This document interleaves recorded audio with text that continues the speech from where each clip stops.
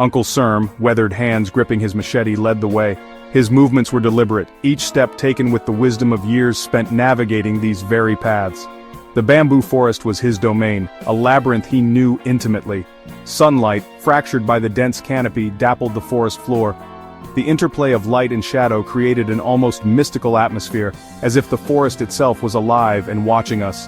We were boys then, my cousin Tong and I, venturing into the heart of the bamboo forest for the first time. Our hearts raced with a mix of excitement and trepidation, each step taking us further from the familiar and deeper into the unknown. The air hung heavy, thick with the scent of damp earth and decaying leaves. Every breath we took was filled with the rich organic aroma of the forest, a scent that would forever be etched in our memories. A shiver, unrelated to the humidity, ran down my spine. It was as if the forest was whispering secrets, secrets that only the bravest dared to uncover. Tong, fearless and bold, skipped ahead. His laughter echoed through the bamboo stalks, a stark contrast to the silent, watchful trees around us. He chattered excitedly, oblivious to the growing unease twisting in my gut. His words were a constant stream of curiosity and wonder, a testament to his adventurous spirit. Uncle Serm, ever stoic, said little. His silence spoke volumes, a quiet assurance that he was in control, even as the forest seemed to close in around us. His silence, usually comforting, amplified the forest's oppressive atmosphere. Each rustle of leaves, each distant call of a bird, seemed magnified in the stillness. We ventured deeper, the bamboo stalks thickening, sunlight fading. The path ahead grew darker, the once playful light now a mere memory. The air grew colder, a stark contrast to the humid afternoon. A mist began to form, wrapping around the bamboo stalks like a ghostly shroud, adding to the eerie ambience of our journey. I reached out, my fingers brushing against the smooth, cool surface of a bamboo stalk. It felt ancient, as if it held the stories of countless generations within its fibers. Looking up, the bamboo seemed to stretch endlessly towards the sky, their tops lost in the dense canopy. It was a humbling sight, a reminder of nature's grandeur and our small place within it. We pressed on, driven by a mix of curiosity and the unspoken bond of family.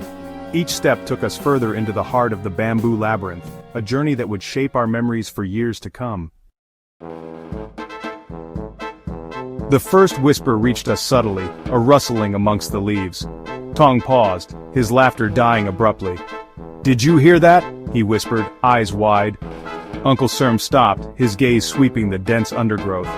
"Just the wind," he murmured, though his voice lacked its usual certainty. We continued, our pace slower now, each rustle of leaves, each creak of bamboo sending chills through me. The whispers returned, louder now, seeming to emanate from the very air around us. They were high-pitched, mournful, sending a tremor of primal fear through my being. Tong grabbed my arm, his face pale. "It's her," he breathed, his voice barely audible above the rustling leaves. "They say she haunts these woods." We pushed forward, our pace quickening, fueled by burgeoning fear. The forest seemed to close in around us, the towering bamboo stalks forming an impenetrable wall. Every rustle of leaves, every snap of a twig sent shivers down our spines. We knew we were not alone. The whispers intensified, swirling around us like a malevolent vortex. It was as if the forest itself was alive, conspiring against us. The voices were indistinct yet filled with malice, echoing through the mist that now enveloped us. We could barely see a few feet ahead. My heart pounded against my ribs, every breath catching in my throat. The air was thick with tension, and I could feel the fear radiating from my companions. Each step felt heavier than the last, as if the ground itself was trying to hold us back. Then, we saw her. Through the tangle of bamboo stalks, a shimmering figure emerged. She seemed to float above the ground, her form ethereal and otherworldly. The sight was both mesmerizing and terrifying, a ghostly apparition that defied explanation.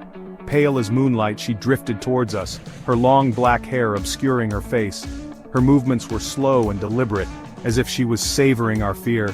The closer she came, the colder the air around us grew, until it felt like we were standing in a freezer. Tong gasped, stumbling backward. I froze, rooted to the spot, my blood turning to ice. It was as if time itself had stopped, and we were trapped in this moment of terror. I wanted to run, to scream, but my body refused to obey. The figure glided closer, her white dress billowing around her like a shroud. She seemed to be searching for something, or someone, her head turning slowly from side to side. The fabric of her dress moved as if caught in an invisible breeze, adding to her eerie presence. A low, guttural moan escaped her lips, the sound chilling me to the very core. It was a sound of pure anguish, a cry from beyond the grave. The moan seemed to vibrate through the air, resonating deep within our bones. It was a sound I would never forget. This was no figment of our imagination, this was real, and it was coming for us. The realization hit us like a tidal wave, and panic set in. We had to get out of there, but the forest seemed to conspire against us, every path leading us back to the ghostly figure. We were trapped, and the apparition was closing in. Terror lent speed to our feet. We sprinted, the forest floor a blur beneath us. The ghostly figure floated effortlessly behind, her moans echoing through the bamboo. Branches whipped at our faces, thorns tore at our clothes, but we didn't dare slow down. The forest, once familiar, now seemed like a labyrinth designed to trap us. Ahead, a glimmer of light pierced the dense foliage. Hope surged through me, fleeting but powerful. We burst from the bamboo, stumbling into a clearing. Before us lay the familiar dirt path, bathed in the golden light of the setting sun. But the figure remained, hovering at the edge of the clearing, her mournful cries reaching us still. We didn't look back. We ran until our lungs burned and our legs screamed for mercy. The setting sun cast long, eerie shadows, but we didn't care. We were alive, and that was all that mattered. We stumbled into our village as darkness fell, breathless and terrified. Our frantic tales were met with a mixture of pity and fear. Tong's mother, her face etched with worry, ushered us inside. She listened patiently as we recounted our encounter, her expression growing grim. When we were finished, she sighed heavily, her eyes filled with a sadness that ran deeper than fear. "That was Noi," she said softly, her voice heavy with sorrow. "She was a kind girl, but the village turned on her. They spread cruel rumors, accusing her of unspeakable things. Driven to despair, she took her own life in those very woods. Guilt washed over me, cold and suffocating. We had mocked Noi, whispered the cruel gossip passed down from the elders. We were children, caught in the undertow of adult malice, but our words had carried weight. They had contributed to the darkness that had claimed Noi. Her pain, her anguish had become a tangible presence, a terrifying reminder of the power of our words." Tong's mother, her eyes filled with tears, spoke of Noi's mother. Driven mad by grief and the injustice inflicted upon her daughter, she wandered the village, ranting and raving about vengeance. Then, one stormy night, she vanished.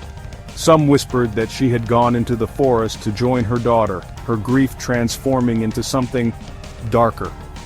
From that day forward, the bamboo forest became a place of dread, whispered about in hushed tones. People claimed to hear Noi's mournful cries echoing through the trees, a chilling reminder of the tragedy that had unfolded within its depths. We carried the weight of that encounter for the rest of our lives. It was a burden that never truly lifted, a shadow that followed us wherever we went. Every step we took in that forest, every rustle of leaves, every whisper of the wind, reminded us of the day we lost our innocence.